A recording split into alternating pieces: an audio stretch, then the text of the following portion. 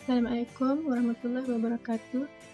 Saya Nurfati Amirah binti Kamarudin ingin membentangkan soalan bahagian B, iaitu alam sekitar manusia. Soalan yang pertama ialah huraikan langkah-langkah untuk memajukan aktiviti perindustrian di Malaysia. Isi yang pertama, meningkatkan modal. Berbagai kemudahan diberikan seperti tabung usahawan kecil yang memberikan bantuan modal dan khidmat bimbingan pengurusan. Kerajaan perlu menubuhkan syarikat pemodalan kemajuan perusahaan Malaysia Berhad untuk menambahkan dana atau modal tempatan. Ianya bertanggungjawab menawarkan kemudahan kredit kepada sektor pembuatan seperti pinjaman modal, pinjaman ekuiti dan sebagainya untuk membeli atau menyewa kilang dan mesin. Isi yang kedua ialah meningkatkan teknologi. Peralatan yang digunakan di kilang perlu digantikan dengan peralatan yang lebih canggih dan moden.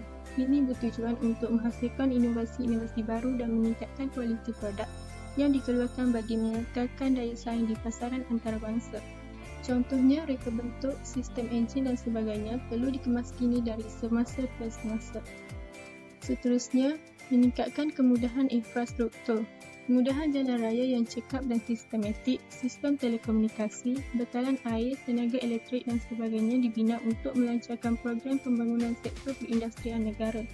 Ini dapat menarik pelabur menanam modal kerana penawaran buruh murah, sumber bahan mentah yang banyak dan kemudahan asas yang lengkap. Seterusnya, penubuhan agensi.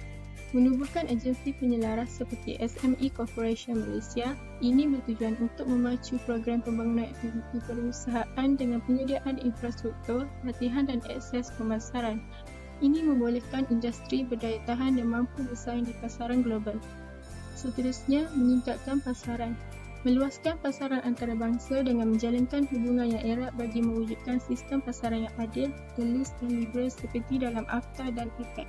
Ini bertujuan untuk mencari pasaran baru khusus bagi memasarkan keluaran barangan kilang Malaysia. Seterusnya, galakan kerajaan.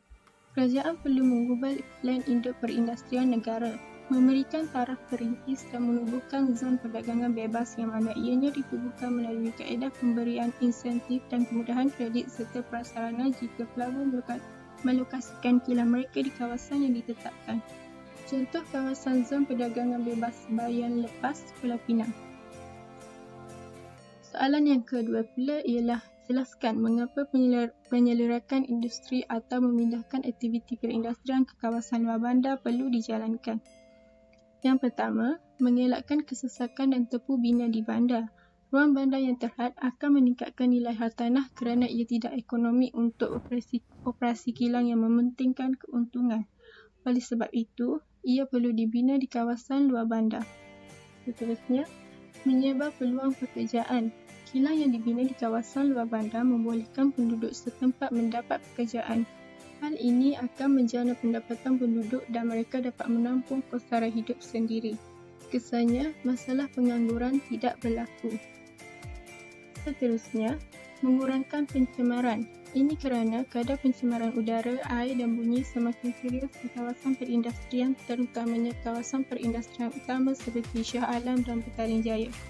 Oleh itu, bagi mengurangkan pencemaran kilang yang sedia ada atau cawangannya digalakkan untuk berpindah ke kawasan luar bandar yang masih rendah tahap pencemarannya. Seterusnya, mengimbangi tahap pembangunan antara kawasan. Dengan adanya penyerakan industri ke kawasan luar bandar, ia akan mengubah corak ekonomi luar bandar menjadi lebih maju dan moden. Seterusnya, sumber-sumber pengeluaran di kawasan luar bandar dapat dimaklumkan dengan sepenuhnya melalui industri-industri memproses bahan mentah seperti kelapa sawit dan getah. Seterusnya, memajukan rantaian ekonomi. Ini dapat mengembangkan pembangunan ekonomi setempat dan seterusnya mempercepatkan pembangunan ekonomi di kawasan luar bandar. Ia dapat mempelbagaikan sumber ekonomi penduduk luar bandar dan dapat mengubah corak daripada ekonomi tradisional kepada ekonomi moden. Kesannya, dapat meningkatkan pendapatan penduduk.